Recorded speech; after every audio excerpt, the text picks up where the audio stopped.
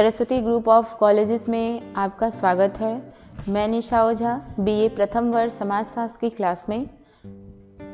आज की वीडियो में हम सामाजिक संस्था के अंतर्गत विवाह का अध्ययन करेंगे कि विवाह क्या है, विवाह के बारे में जानेंगे कि विवाह का अर्थ क्या है, विवाह की परिभाषा क्या है, विवाह के अंतर्गत विवाह कितने प्रकार के होते हैं उनको जानेंगे, समाज में कितने प्रकार के विवाह होते हैं इनको हम जानेंगे कि कितने प्रकार के विवाह हो सकते हैं समाज में।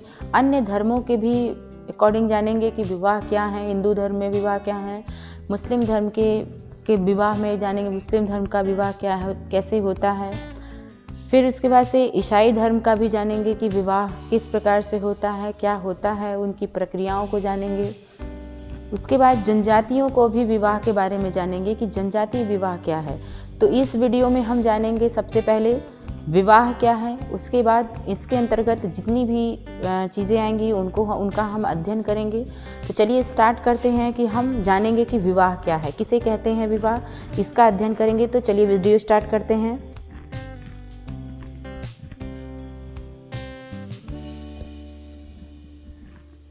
देखिए, चित्र से ही लग रहा है विवाह, चित्र से ही लग रहा है कि एक पुरुष और एक स्त्री दोनों के मिलन को दर्शाया गया है। कहा जाता है कि एक स्त्री और पुरुष के मिलन को कहा जाता है कि इसमें सिर्फ एक स्त्री और पुरुष का ही बस मिलन नहीं होता है, इसमें दो परिवारों का भी मिलन होता है। परिवार के विवाह जो होता है इसमें दो परिवारों का भी मिलन होता है। मिलन के साथ साथ इनसे अन्य रिश्ते भी होते हैं, अन्य रिश्ते भी इससे बनते हैं। जैसे हम लोगों ने परिवार में भी पढ़ा, परिवार की स्थापना विवाह से ही होती है, विवाह के बाद ही परिवार की स्थापना होती है, बच्चों के जन्म होते हैं और हमारे जो नातेदारी व्यवस्था है वह भी विवाह के बाद ही बनती है। तो इसलिए हम विवाह को स्टार्ट करेंगे और जानेंगे। जैसे चित्र में दिख रहा है कि सिर्फ एक स्त्री पुरुष के हाथ को दिखाया गया है, उन दोनों के मेल को दिखाया गया है। तो हम आगे जानेंगे वीडियो में कि विवाह है क्या, क्यों इनको बताया गया है इतना स्पेशल, इसको हम जानेंगे। चलिए जानते हैं कि विवाह क्या है। देखिए, विवाह व्यक्ति के नवीन जीवन की संज्ञा दी जाती है। इस जीवन में व्यक्ति अपने और पत्नी के बीच नवीन समायोजन स्थापित करता है और इसके साथ ही साथ विवाह के पूर्व लड़का और लड़की अलग अलग विचारों, आदर्शों और अलग अलग रहन सहन का जीवन भी व्यतीत करते हैं। क्योंकि लड़के का स्वभाव अलग होता है, लड़कियों के विचार अलग होते हैं, उनके आदर्श नियम बिल्कुल अलग होते हैं, दोनों के अलग अलग होते हैं। लेकिन वह क्या करते हैं, अलग अलग होने के बावजूद वह एक साथ क्या करते हैं, अपना जीवन व्यतीत करते हैं। और साथ ही साथ विवाह के बाद दोनों के विचार में एक रूपता होना जरूरी है। जब तक विवाह एक स्त्री पुरुष का या एक लड़के लड़की का नहीं हुआ रहता है तब तक उनके विचार और आदर्श जो होते हैं या उनके रहन सहन का जो तरीका होता है वह बिल्कुल अलग होता है। लेकिन विवाह के बाद क्या है, दोनों के विचार का मिलना क्या होना जो जरूरी होता है कि दोनों के विचार मिलें, और यह जरूरी भी होता है कि उनके विचारों का मिलना, तभी वह क्या कर सकते हैं, अपने वैवाहिक जीवन के द्वारा व्यक्ति के जो विभिन्न प्रकार के जो उत्तरदायित्व बनाए गए हैं, जो भी कर्तव्य बताए गए हैं, तभी उनका क्या होगा, उनका विकास होगा, उनके उत्तरदायित्व का विकास होगा। विकास के साथ साथ वह क्या करेंगे, कर्तव्य निष्ठ भी होंगे, त्याग की भावना भी उनके अंदर आएगी। यही सारी चीज़ें क्या होती हैं, वह उनको शील गुण का विकास करना होता है। यानी कि जब वह एक विचारधारा के हो जाएंगे, उनके विचार एक हो जाएंगे, सभी को एक समान तरीके से वह मानेंगे, तभी उनका वैवाहिक जीवन क्या होगा, एक व्यक्ति का वैवाहिक जीवन, उनके वैवाहिक जीवन में जितने भी उनके उत्तरदायित्व हैं, जितने भी उनके कर्तव्य हैं, उनका विकास होगा। उसके बाद से वह व्यक्ति क्या होगा, वह व्यक्ति कर्तव्य निष्ठ होगा, उनके अंदर त्याग की भावना आएगी और यही सारी भावना, यही सारी चीज़ें क्या करती हैं, उनके अंदर शील गुण का विकास माना जाता है। यानी कि ये सारी चीज़ें अगर विकास होती हैं, ऐसे कर्तव्यों को अगर एक व्यक्ति करता है, तभी उनके अंदर क्या होता है, शील गुण का विकास माना जाता है। यह है आपका विवाह। अब हम जानेंगे मूल रूप से समाजशास्त्रीय दृष्टि से कि विवाह का अर्थ क्या है। ये तो हम लोग संक्षेप में जाने सिर्फ कि विवाह क्या है। अब हम जानेंगे समाजशास्त्रीय दृष्टिकोण से कि विवाह का अर्थ क्या है।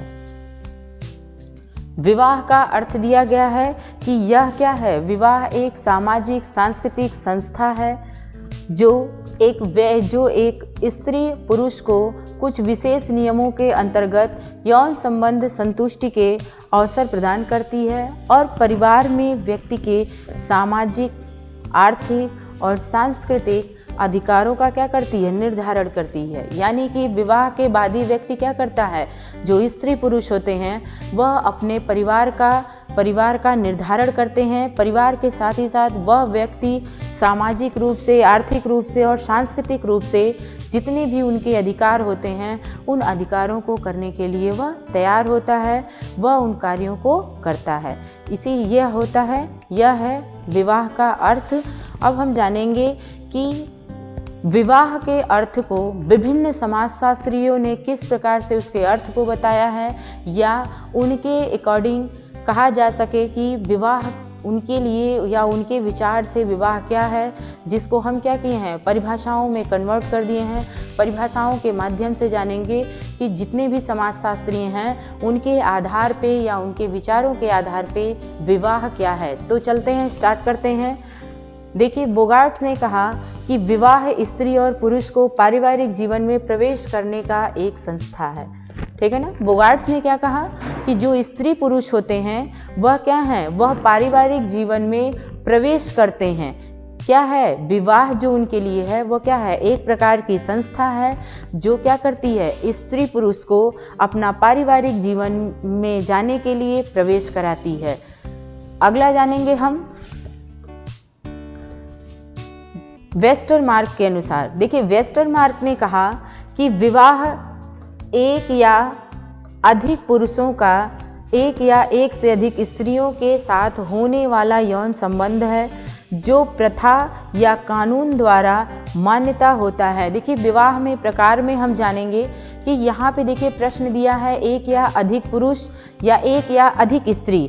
तो हम प्रकार में इसके बारे में और विस्तृत तरीके से जानेंगे कि इन वेस्टरमार्क ने क्यों अपनी इस परिभाषा में कहा विवाह को। तो मेन इसका बस उद्देश्य ये है कि चाहे वो अधिक पुरुष हो या एक पुरुष हो, चाहे वो अधिक स्त्री हो या एक स्त्री हो, उनके बीच होने वाला जो यौन संबंध है, जो उनके बीच जो संबंध पाए जाते हैं वह क्या होती है, वह प्रथा या कानून के द्वारा मान्यता प्राप्त होती है। यानी कि अगर हम संस्कृति के अकॉर्डिंग कहें या कानूनी तौर पे कहें तो यह संबंध उनके बीच क्या है, यह एक अनिवार्य है, इसकी मान्यता दी जाती है कि वह विवाह के बाद क्या कर सकते हैं, संबंध स्थापित कर सकते हैं। जिसमें क्या है, जिसमें विवाह से संबंधित दोनों पक्ष, विवाह से संबंधित जो दोनों पक्ष हैं या फिर उनसे जन्म लेने वाली जो संतान होती है, संतान के जो अधिकार होते हैं या कर्तव्य होते हैं या उसमें समावेश होते हैं। यानी कहने का मतलब, अगर हम जो इनको मान्यता दी गई है या विवाह के जो जन्म के जो संबंध हैं, जो भी पक्ष उनके होते हैं, उन पक्ष के आधार पे क्या होते हैं, उनसे जो जन्म लेने वाली जो संतान होती है उनके अधिकार और कर्तव्य जो होते हैं तभी निर्धारित किए जाते हैं। तब वह इन सभी चीज़ों में क्या होता है, समावेश होता है, उनका मिलाप होता है। तो इनके वेस्टरमार्क के अनुसार ये है विवाह। आगे जानेंगे J.L. गिलिन के अनुसार, J.L. गिलिन और J.P. गिलिन के अनुसार कि विवाह क्या है। देखिए, इन्होंने कहा कि विवाह एक प्रजनन मूलक परिवार की स्थापना का समाज द्वारा स्वीकृत तरीका है। क्योंकि जाहिर सी बात है, देखिए इन्होंने बहुत अच्छा बताया है कि विवाह, इन्होंने बताया कि विवाह ही एक ऐसा माध्यम है जो परिवार का गठन करता है या परिवार की स्थापना करता है। क्योंकि विवाह के बाद ही हम क्या कर सकते हैं, परिवार की स्थापना कर सकते हैं, परिवार को बना सकते हैं। क्योंकि विवाह के बाद ही क्या होता है, बच्चों का जनन होता है। तो इसीलिए यहाँ पे उन्होंने कहा, गिलिन ने, कि विवाह क्या है, एक प्रजनन मूलक, बच्चों को जन्म देने वाला या उनका लालन पालन करने वाला एक परिवार की स्थापना है जो क्या करती है, समाज द्वारा स्वीकृत होती है। यानी कि समाज भी इसे क्या करता है, स्वीकृति प्रदान करता है, इन्हें अनुमति देता है। ये है विवाह, जो विभिन्न समाजशास्त्रियों के माध्यम से इसे बताया गया है।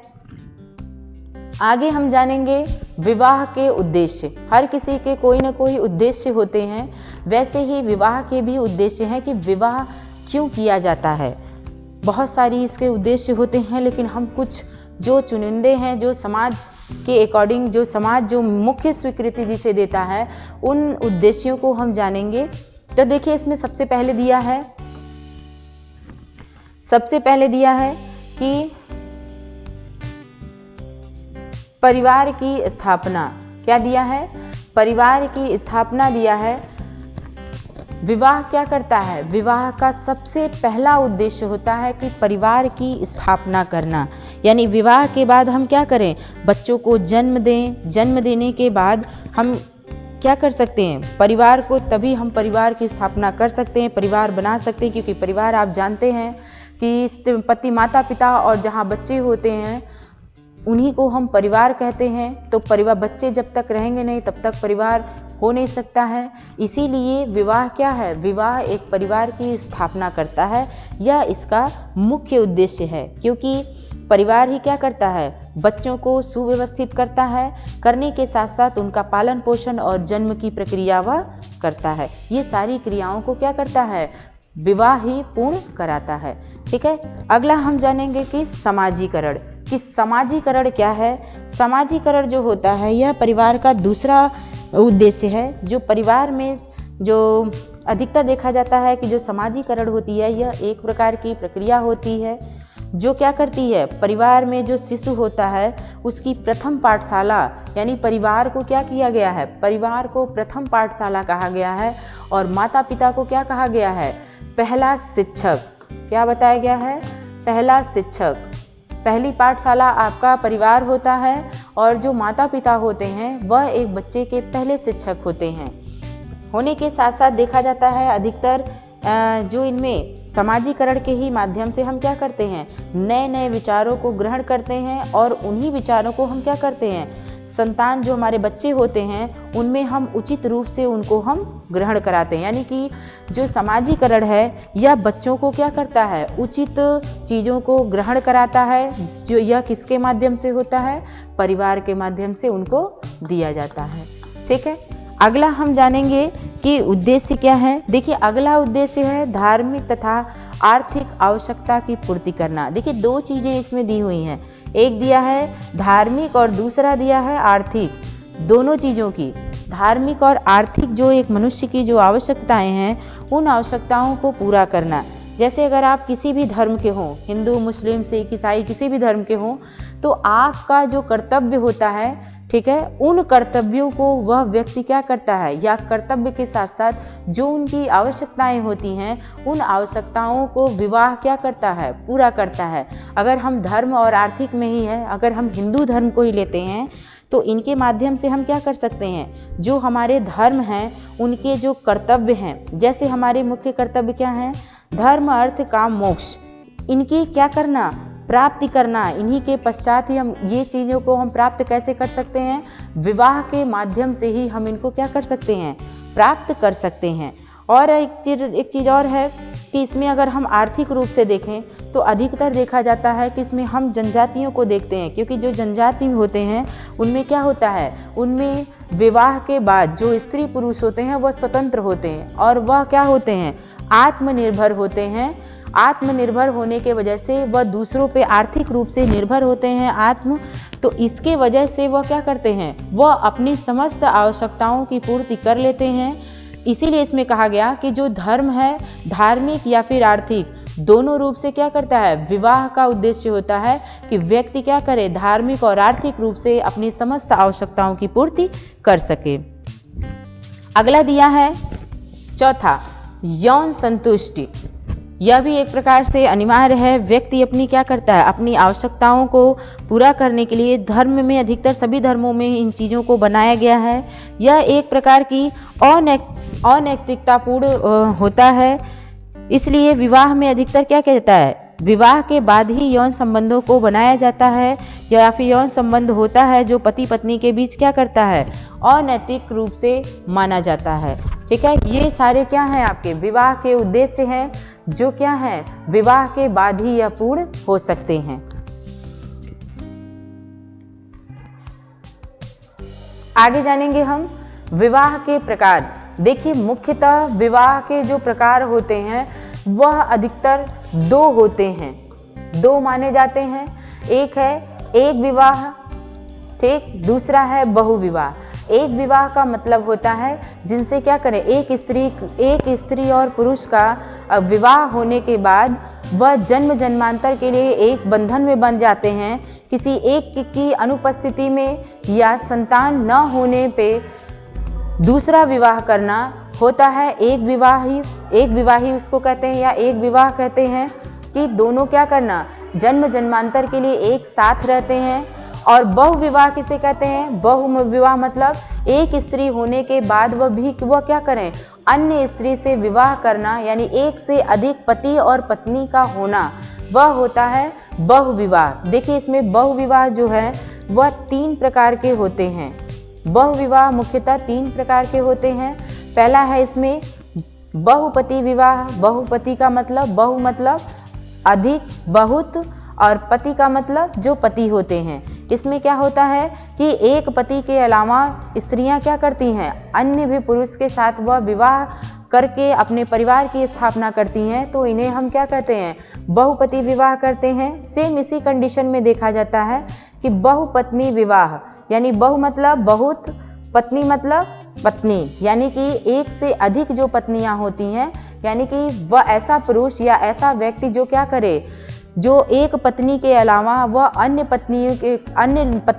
स्त्रियों के साथ वह विवाह करता है और विवाह करने के बाद परिवार की स्थापना करता है, इसे हम क्या कहते हैं, बहुपत्नी विवाह मानते हैं। और तीसरा है द्विपत्नी विवाह। द्विपत्नी का मतलब दो, द्वि का मतलब दो से है, पत्नी मतलब पत्नी, यानी जिसकी 2 पत्नियां सिर्फ होती हैं। एक पत्नी के अलावा अगर वह सिर्फ दूसरी से विवाह करता है, 2 के अलावा उनकी कोई स्त्रियां नहीं होती हैं, उन्हें हम कहते हैं द्विपत्नी विवाह, जिनकी सिर्फ 2 पत्नियां हैं। ये हैं आपके विवाह के प्रकार।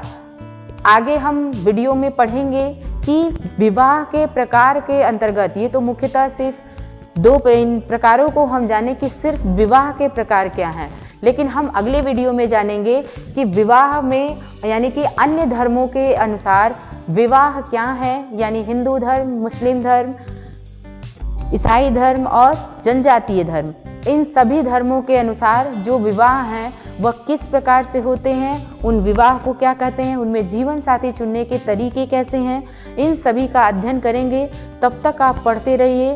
धन्यवाद।